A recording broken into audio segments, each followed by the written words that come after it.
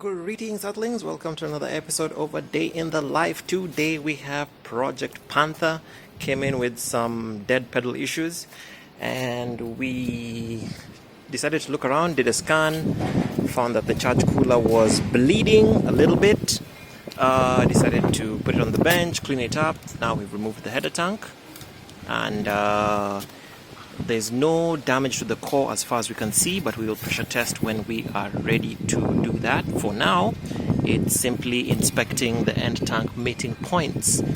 What I did discover was that the plastic seems to be warping, and so let me put that on the stand. So what seems to be happening is it's bleeding from the edges. So if I put a straight edge to it, I can see that the edges have a bit of a gap. It's not much, and anyway, the rubber seal in there should take care of any gaps. But given that these guys are old and sometimes they do get to just pop up troubles like these, it's worth a check. So we shall clean that out and make sure that the sealing surfaces are good. Then we shall see whether we can replace the seal ring, or maybe add a dab of sealant to just hold it in place. It is a good idea to protect your core when you're working on it like this, so that you don't get any dings in the fins and reduce your efficiency.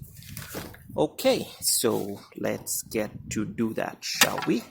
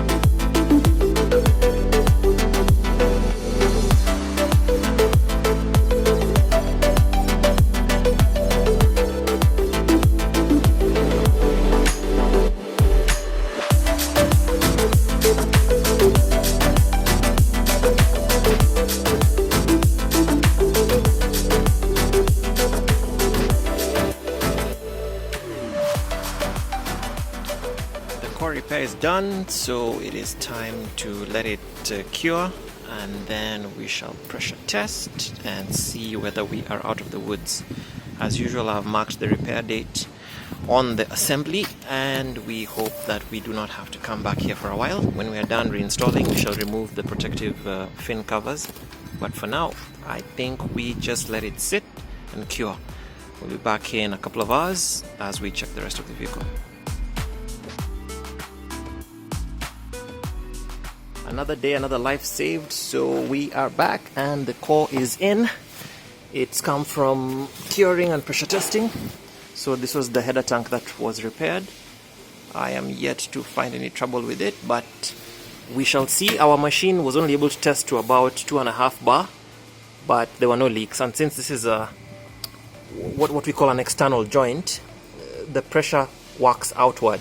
So if there's no leak from the inside out, we should be good.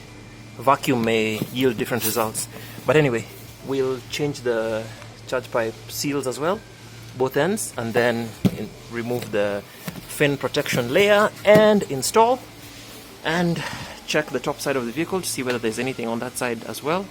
We'll run a smoke test and just then do housekeeping and go on the road. So further updates to come as they happen. Okay, the bumper had to come off because I wanted to have a good visual of what we were looking at exactly, and I can confirm that yep, the bracket on the radiator side, that guy there, is broken on the driver side, right side. On the left, it's also cracked. It's not all the way out, but it's cracked. That should have a lip that goes down to support the core. So I'm still trying to get ideas of how to fix that, but you're probably looking at a replacement radiator, because that bracket goes directly to the radiator, this guy. So that has the sheath that then holds the charge cooler, and of course the charge cooler sits, it's a slide-in joint, so the top side slides in and then the bottom side clips in place over here. So these ones are okay. The problem is just up here, so I'll need some ideas on how to secure it. I did manage though, maybe this is a good chance to see this, I did manage to correct the power steering cooler like I'd explained, and now it's no longer making contact. We are nice and clear there. I also moved the HVAC plumbing by mere millimeters, so we are clearing there. There's no contact between the plumbing here at any point, which is good for me, because then I'm sure that there will be no contact whatsoever. So that is my primary concern, the top side of the core. Let me try to get some ideas. While I'm here, I'll also just tidy up the harnessing. Age is catching up and a few things are coming out and apart. Okay, let's see how much more productive we can be. Okay, the core is back down again because I needed to figure out how to do this. So this is a better shot of what's happening here. The bracket is broken. I think this is a much clearer shot. You can see the chipped sides, and because the radiator header tank is right there, I can't drill into that since we lose fluid. So my idea is to try fab up a bracket of sorts to sit on this side, because it just needs to act like a claw, kind of like this. See the HVAC condenser, it slides in so that it just claws and holds it in place, something like that. So the idea is to create the same sort of bracket on that end, and then try to mimic the same thing on this side as well, because of the fact that this one is also broken. And I'm not so sure how I'll do this, but I'll figure something out. Yeah, so I'll do some paper modeling, try to figure out a bracket, because we can't drill into the core of the radiator header tank. Yep, so that should be quite interesting. I think for testing, I'll put back the fin protector so that we don't damage our fins, then go back in there and see what we can come up with. I hope it works.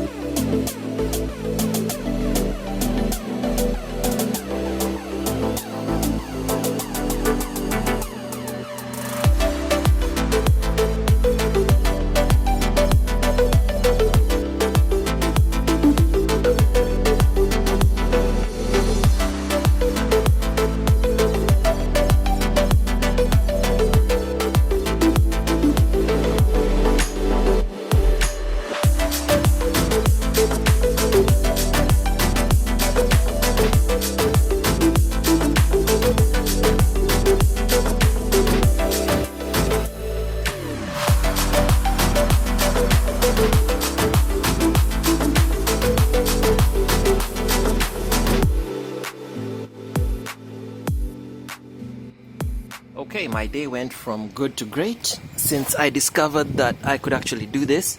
I managed to fab up a bracket for both top sides of the charge cooler stays. So this is just an aluminium piece that I machined and bolted onto the radiator header tank, which then supports both the HVAC condenser and the charge cooler. So I also fabbed up another one for the right hand side, although this one I made it slightly different because the bracket broke here a bit more oddly than the other side. So basically it has a sliding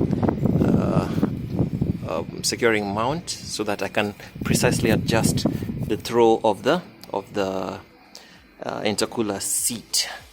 So I just need to install and test, and I think we should be secure.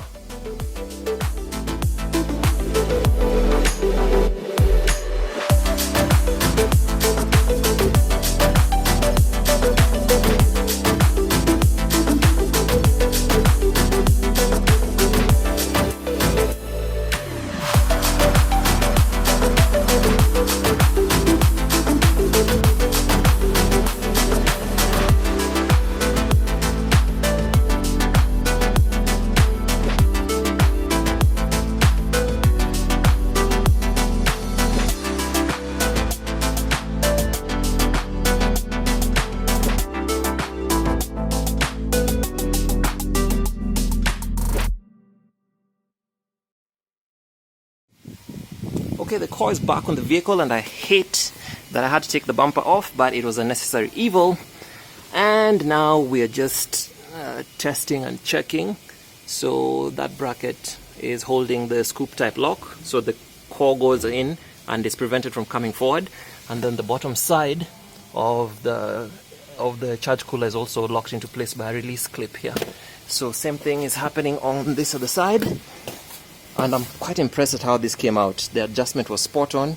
It's holding steady. The core is really nicely firm.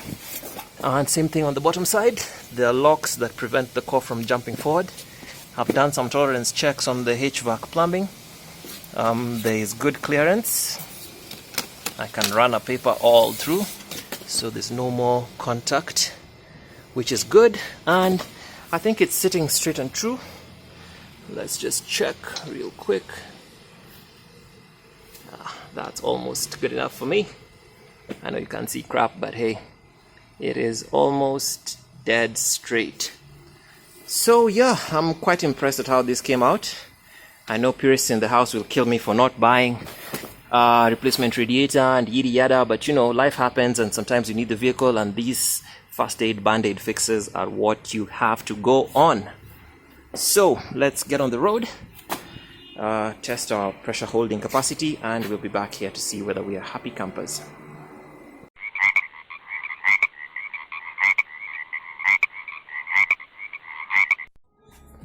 It is about 21:45, and since this is a day in the life, you're going to live through it with me. So I've done some pre-flight checks.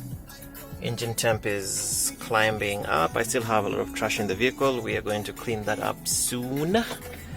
So let me just settle down. So we're going to be running diagnostics. I will need to get into the data stream and just specifically focus on boost control. So I'll be logging it as I drive so I can pay attention to the road.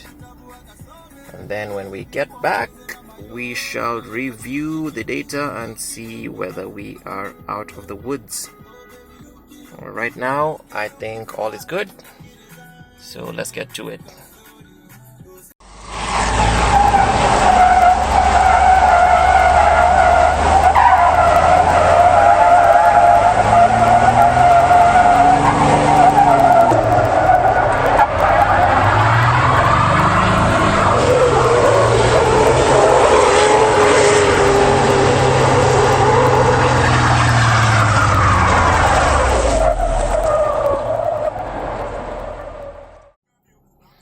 Okay, we just came back from a quick sprint and we's back, baby! We got about just shy of 2.7, 2.8 bar boost. This is a very raw way to look at it because I'll put the data on PC so that I can analyze it better. But it's looking good so far.